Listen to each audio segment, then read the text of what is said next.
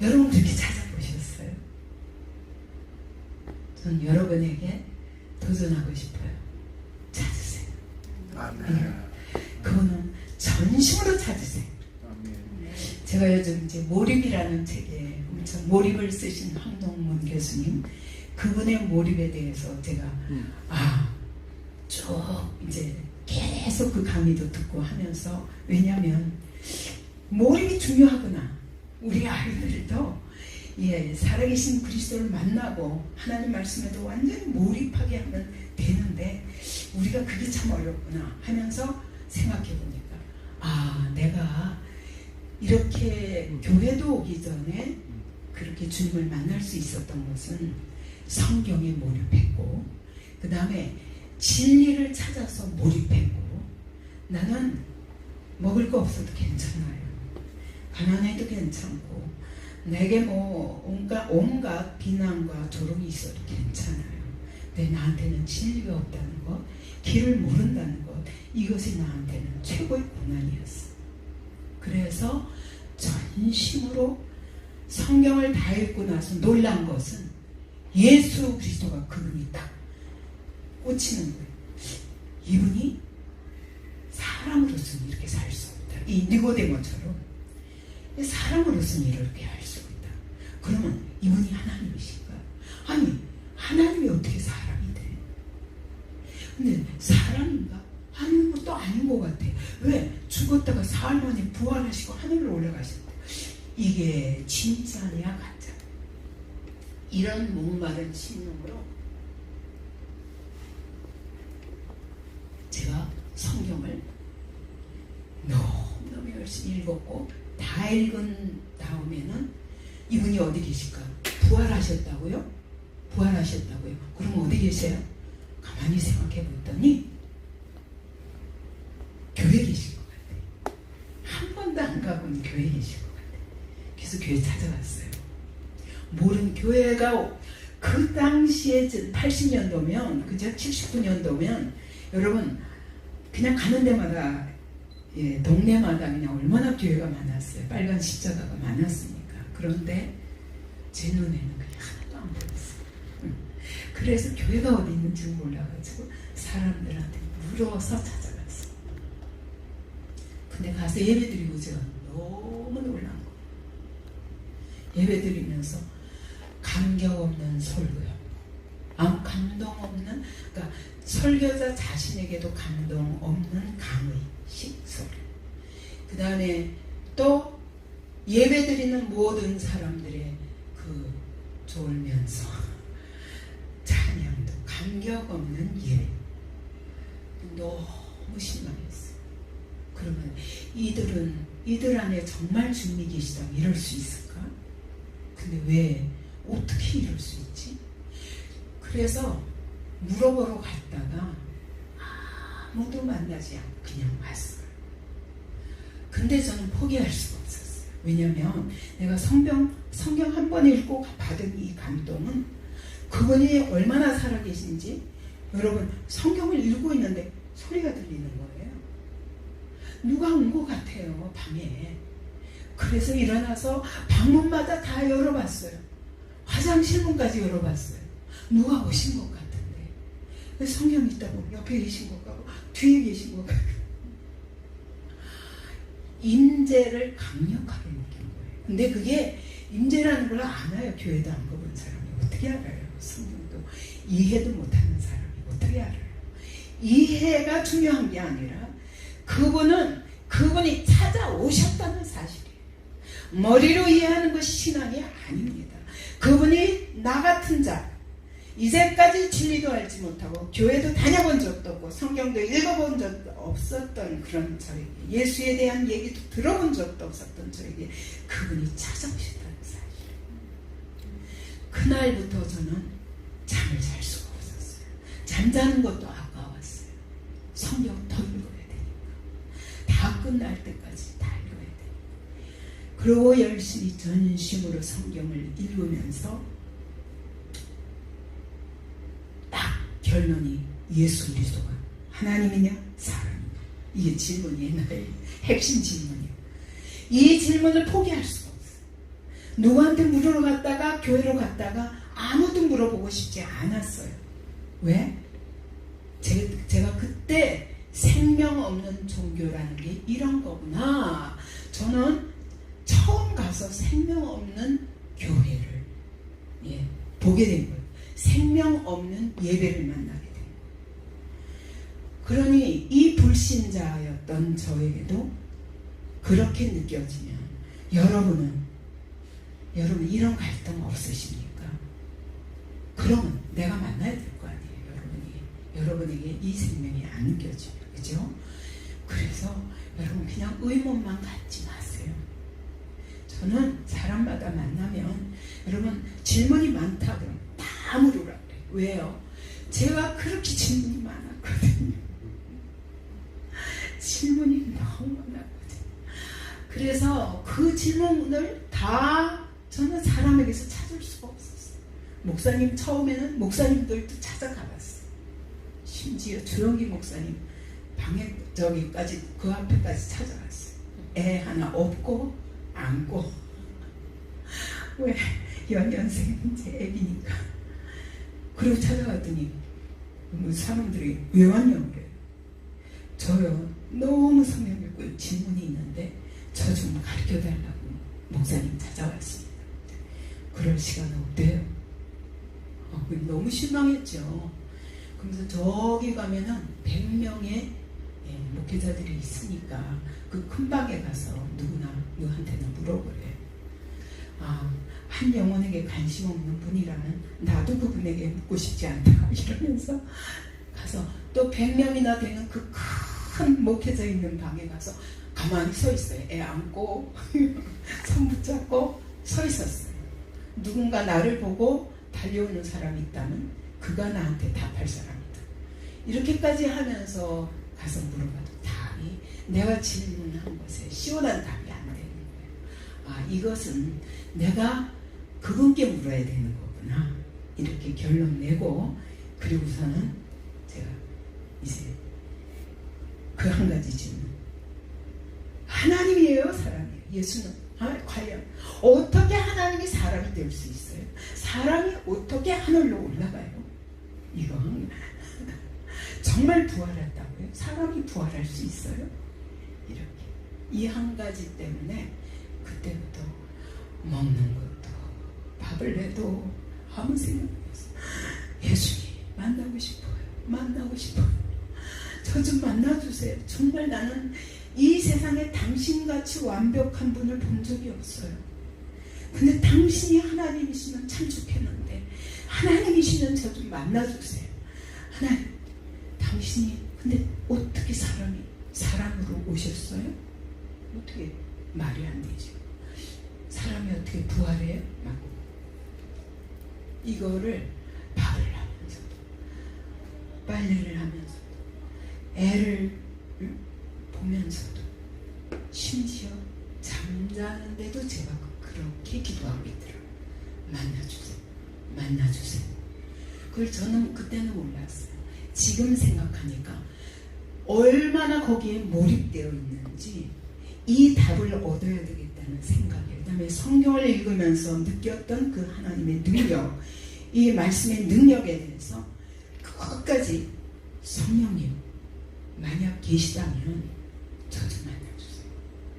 이렇게 기도하는데 이미 찾아오신 거죠. 그렇죠? 그분이 찾아오시지 않으면 성경이 이해될 수 없어요.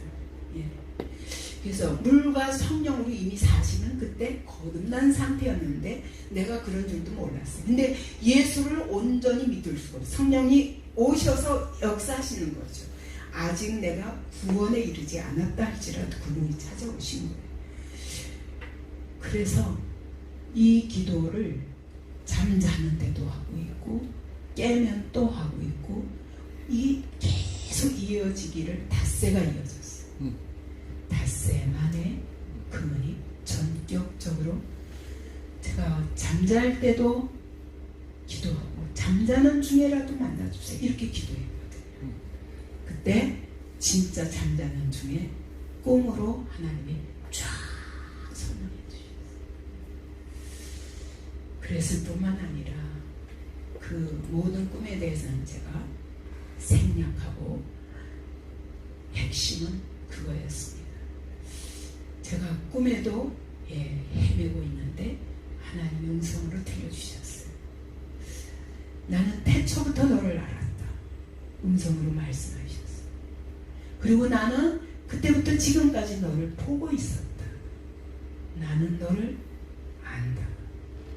그러나 내가 나를 보지 못한 것은 너와 나 사이를 가르고 있는 죄 때문이다. 라고 말씀하시는 거예요.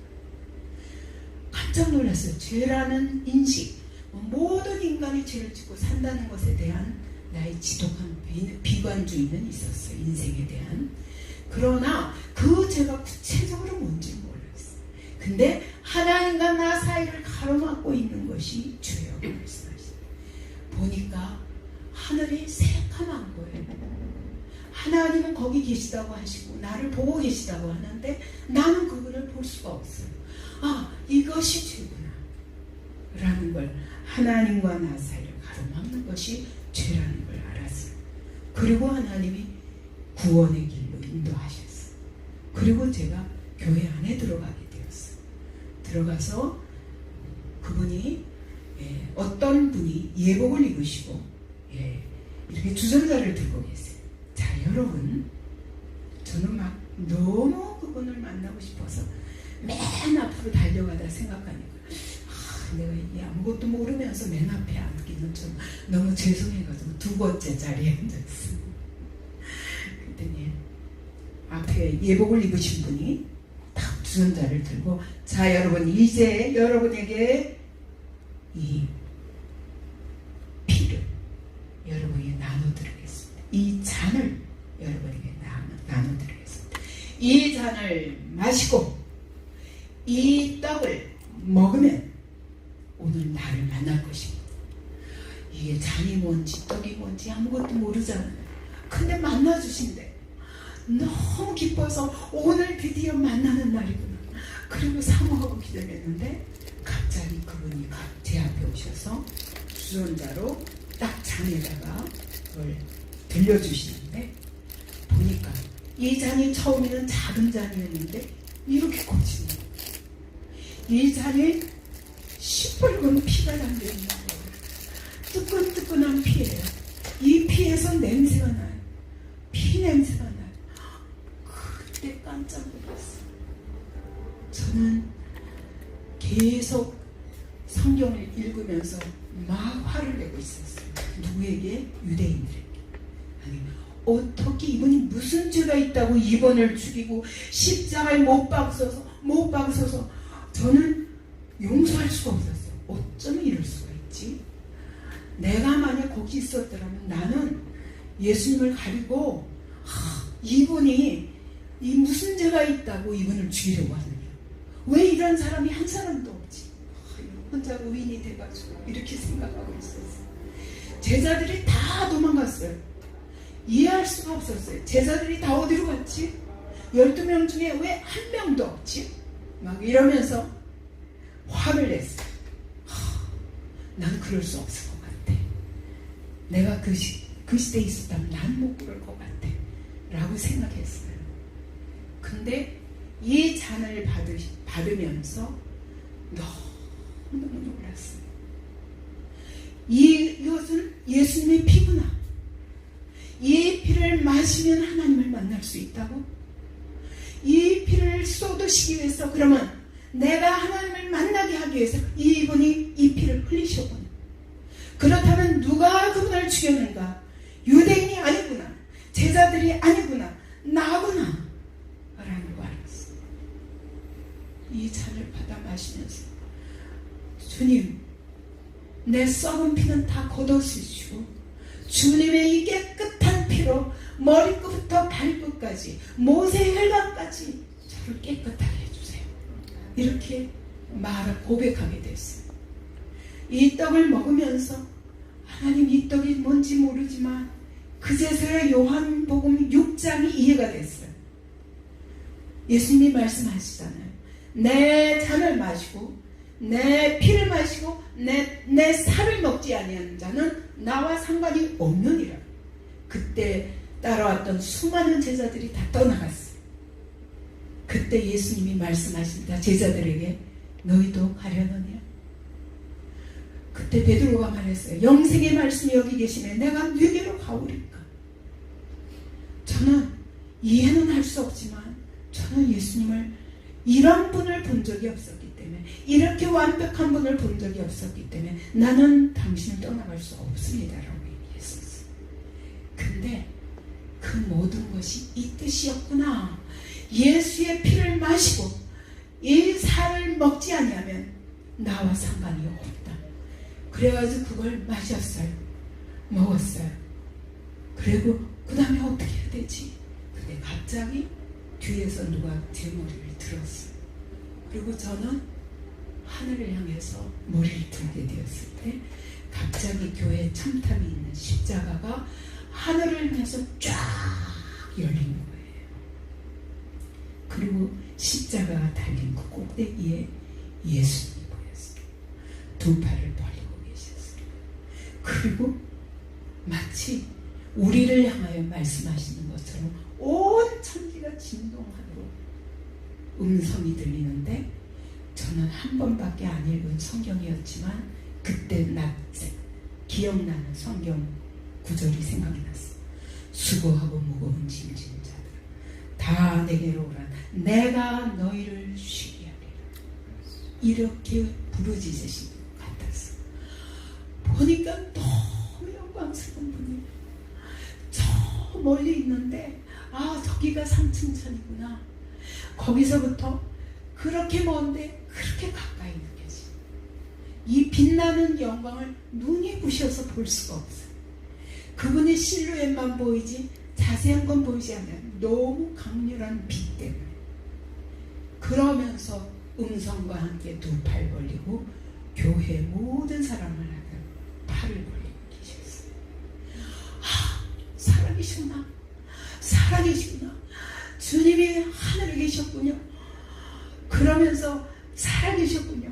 막 이러고 소리 지르는데 사람들의 소리가 들려가요. 어디 계셔? 안 계시는데. 그래서 나도 모르게 소리를 막 질렀어요. 이렇게 살아계신데 왜 보지 못하느냐. 그리고 소리를 지르는데 그때 이 바다 마시면서 주님이 경험하게 하신 것은 예수님의 십자가였어요. 십자가에 못 박히시는 예수 그리스도를 경험하게 됐어요. 나는 이걸 받아 마시고 있는데 예수님의 십자가 위에서 고통하시는 그 고통을 그대로 느꼈어요. 몸으로. 그래서 막 너무 아프고, 그래서 주님은 얼마나 아프셨어요. 그리고 또 그분이 얼마나 외로우셨을까. 왜? 다 버리고 12제자까지도 그분을 다 버리고 떠나갔을 때 예수님은 얼마나 외로우셨어요. 세 번째 기억나는 것은 그럼에도 불구하고 아버지여 저들의 죄를 사하여 주옵소서. 자기의 죄를 알지 못합니다. 그렇게 기도하시는 예수님, 이분이 내 죄를 위해 죽으셨구나. 십자가를 경험하면서 내 몸으로 느낄 수 있었어요. 예수님, 이런 죄인들을 왜 사랑하십니까? 이러고 울부짖는데 동시에 예수님의 십자가와 나의 십자가가 겹쳐서 분명히 달리신 분은 예수님이었는데 나로 바뀐 거예요. 그러면서 그 십자가의 고통과 다 경험했어요. 통곡을 했습니다. 예수님, 나 같은 죄인을 위하여 주님이 죽으셨고, 주님 용서하세요. 제가 이 주님을 몰라서 부인하고 내 멋대로 살았습니다. 그때 나중에서야 알았어요. 그때 그것이 뭔지 몰랐지만 갈라디아서 2장 20절 말씀이 그때 체험된 거예요. 내가 그리스도와 함께 십자가에 못 박혔나니 그런즉 이제는 내가 산 것이 아니라 오직 내 안에 그리스도께서 사신 것이라. 이제 내가 사는 것은 믿음 안에서 예수 그리스도께서 내 몸에 살아계셔서 살고 계시는 것을 날마다 체험하는 것이 신앙생활입니다. 이것이 이후의 삶이군. 그날로 저는 내 인생에 이제까지 옛사람의 인생이 끝났습니다. 십자가에 못 박혔습니다. 죽었습니다. 무덤에 장사되었습니다. 그리고 예수님의 부활 생명이 내 안에 들어온 것을 알았어요. 그러면서 제가 주님 사랑합니다. 왜 날 사랑? 왜 날 사랑하시나? 그것 때문에 맨날 울기를 저는 5년을 앉으나 서나 울었어요. 어떤 때는 아이 하나 안고 업고 그리고 버스를 타고 여기 유리창에 기대서도 그 예수님 사랑 때문에 맨날 울었어요. 주님, 내가 당신을 죽였어요.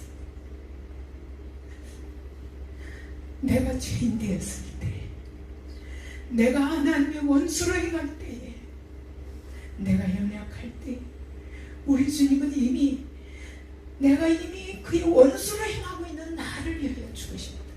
도무지 이게 무슨 사랑입니까? 여러분 이런 사랑 경험해 본 적 있으세요?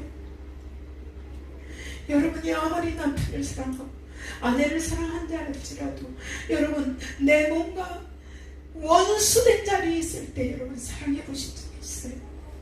내 자녀인들, 내 자녀가 원수처럼 그럴 때 여러분 그 자녀를 위하여 여러분 죽으실 수 있습니까? 없잖아요. 우리 그런 사람들 아니잖아요. 그런데 그분은 내가 그분의 원수를 행하고 있을 때 나를 위하여 죽으셨어요. 내가 그분의 앞에서 엄청난 죄인일 때부터 내가 의로워서 나를 사랑하신 것이 아니라 내가 의인이라서 나를 찾아오신 것이 아니라 내가 죄인된 나를 위하여 그분이 찾아오셨어요. 그죠? 저는 이날 이후로 그분은 나의 주인이십니다. 당신은 나의 주인이십니다. 내가 몰랐습니다. 나의 창조주신 몰랐고 창조해놓고 타락하여 하나님을 떠나 방황하는 나를 위하여 십자가에 못 박혀 죽기까지 나를 사랑하신 그분인 줄 몰랐습니다. 그날부터 저는 이 주님이 신랑이 되었어요. 여러분 성경은 여러분 바로 결혼제도라는 것은 주님과 그리스도와 교회의 관계가 신랑과 신부의 관계인 것을 우리의 삶을 통해서 가정생활을 통하여 경험하는 거예요. 여러분 우리가 서로를 사랑한다는 것이 부부관계에서도 얼마나 힘듭니까? 그죠? 수없는 십자가를 지면서 견디지 않으면 결혼생활을 유지하는 게 어렵죠. 예, 그런 원수 같은 시간도 있죠. 그런 시간에 우리는 그리스도께서 나를 완전히 사랑하셨기 때문에 나를 완전히 사랑하셨기 때문에 그분이 나의 신랑 참 신랑이시기 때문에 그것이 남편이든 아내든 여러분 그래서 우리는 이 가정생활을 통해서 모든 고통을 통해서 인생의 모든 고통을 통해서 그리스도의 사랑을 배워가는 거예요. 우리는 서로 사랑할 수 없지만 주님이 나를 사랑하셨기 때문에 남편을 사랑하고 주님이 나를 사랑하셨기 때문에 아내를 사랑하고 정말 원수같이 행하는 자녀라 할지라도 여러분 우리 사랑할 수밖에 없고 또 원수까지도 사랑할 수밖에 없는 이유는 여러분 내가 그분의 원수 되었을 때 그분이 나를 값없이 사랑하셨기 때문이에요. 오늘 나를 신부 삼으시고 오늘도 나와 함께 하시기 때문에 신랑과 신부의 관계는 무엇입니까? 분명히 두 사람인데 한 몸이 그죠? 오늘 예수와 내가 신부와 신랑 되었다는 건 뭡니까? 분명히 하나님은 하나님이시고 나는 난데 여러분 내가 그리스도와 한 몸이 되는 상태예요. 이게 신앙생활입니다. 이게 신앙생활입니다. 이것이 생명이라요. 나는 분명히 내 육체를 가졌어요. 그리고 연약하여 아버지 성령으로 말미암아 거듭나도 우리 안에 여전히 죄의 갈등이 있습니다. 그죠? 예. 우리는 절대로 내 속에 선한 것이 거하지 아니하는 줄을 내가 아노라. 바울이 고백하는 것처럼 우리 안에 선한 것이 없습니다. 그러나 성령님이 오셔도 여러분 우리는 여전히 육신과 성령님이 동시에 거하시므로 여러분 이것이 항상 육신은 성령을 거스르고 성령은 육신을 거스릅니다. 이런 갈등 있는 삶을 살 수밖에 없지만 그러나 성령님이 내 안에 계셔서 하나 될 때 우리는 날마다 육을 부인하고 영을 따라 사는 거예요.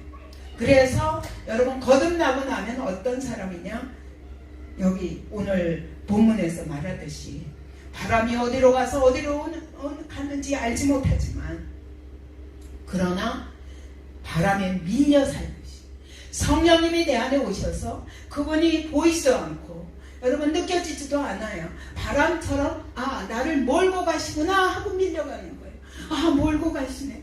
여러분 오늘 제가 여기 두바이까지 오게 된 것도 여러분 제 계획이 아니라 하나님의 인도하심을 따라왔습니다. 저는 하나님이 나를 미시는 것을 느꼈어요. 또 우리 목사님께서 설교를 부탁하실 때 근데 사실은 잠깐 손님으로 왔는데 또 그렇게 할 수 있나, 그래서 먼저 이렇게 그냥 오세요, 놀러 오세요 그랬는데 그날 교제하면서 목사님의 중심이나 저의 중심이나 같기 때문에 하나님께서 이 시간 또 허락하시는구나. 그리고 또 이 자리에 서니까 여러분 한 사람 한 사람의 마음이 느껴지는 거예요. 하나님은 여러분의 모든 헌신, 우리 따님도 보니까 여기서 아버지 어머니 이목회 돕느라고 그죠? 여러 가지 자녀들도 같이 동참하면서 섬기고 있는데 절대로 하나님은 기억하십니다. 여러분의 작은 수고, 여러분의 작은 눈물의 섬김, 사랑하기 때문에, 주님을 사랑하기 때문에 섬긴다면 주님은 절대 여러분 외면하지 않으십니다. 여러분의 생애에 놀라운 선물을 주실 줄 믿습니다. 그래서 여기 얼마를 거하시든 여러분 내가 발 디디는 곳, 저는 그래요. 어디 가나 이 교회가 난 여태까지 알지 못했지만 주님의 교회입니다. 그래서 사랑합니다. 그래서 만약 제가 도움을 드릴 수 있다면 다 드리고 싶어요. 그것이 제가 주님을 사랑하는 방법이에요. 주님은 보이지 않습니다. 그런데 교회를 가리켜서 주님의 몸이라고 말씀하십니다. 그러면 우리가 볼 수 있는 주님의 몸이 바로 교회입니다. 그러면 오늘 내가 이 교회를 섬기지 않는다면 여러분 그것이 주님 사랑입니까? 여러분이 주님을 섬기는 일입니까? 아닙니다. 그래서 정말 이 생명을 받으면 여러분 그러면 완전히 바뀌는 거예요. 성령으로 거듭나는 일은 니고데모는 무슨 뜻인지 알지 못하기 때문에 그러면 모태에 들어갔다가 두 번째 다시 태어나야 됩니까? 주님이 말씀하시죠. 육으로 난 것이 육이요, 영으로 난 것이 영이요. 여러분의 영이 거듭나야 됩니다. 여러분 이 거듭나는 방법을 제가 키포인트로 얘기하고 싶었어요. 제가 주님을 만나는 데 있어서 십자가에 예수 그리스도가 십자가에 못 박혀 죽으신 그 십자가 사랑에서 저는 정점을 찍고 진짜 복음의 핵심으로 주님을 만난 것입니다. 성경의 핵심이 예수예요. 이것은 나에 대하여 주님은 하신 것이라. 그죠? 그 다음에 그 예수 그리스도는 한마디로 십자가에 죽으신 것과 부활입니다. 여러분 이것을 여러분이 체험할 때 여러분의 삶에 놀라운 일이 시작됩니다. 이제부터 누구든지 그리스도 안에 있으면 새로운 피조물이라. 이전 것은 지나갔으니 보라 새 것이 되었도다. 여러분 새로운 피조물이에요. 그러나 우리가 육신이 있기 때문에 어떻게 하면 내 육신을 죽이고 성령을 쫓아 사는, 그래서 무릇 하나님의 영으로 인도함을 받는 자마다 하나님의 아들이라 라고 말씀하십니다. 여러분이 그런 삶을 사신다면 하루하루 여러분의 걸음이 놀라운 하나님의 역사의 걸음 될 줄 믿습니다. 아멘. 이 교회 안에 하나님의 일하심이 넘칠 줄 믿습니다. 아멘. 저는 항상 한 명으로 시작합니다. 어디 가나 한 명으로 시작합니다. 그 한 명이 한 교회가 되더라고요. 아멘. 여러분 그것을 믿으시고 여러분의 삶에서 일하실 하나님, 이 두바이 교회 안에서 일하실 살아계신 하나님, 아멘. 그분을 여러분 섬기시고 사랑하시기 바랍니다. 아멘. 예, 기도하겠습니다.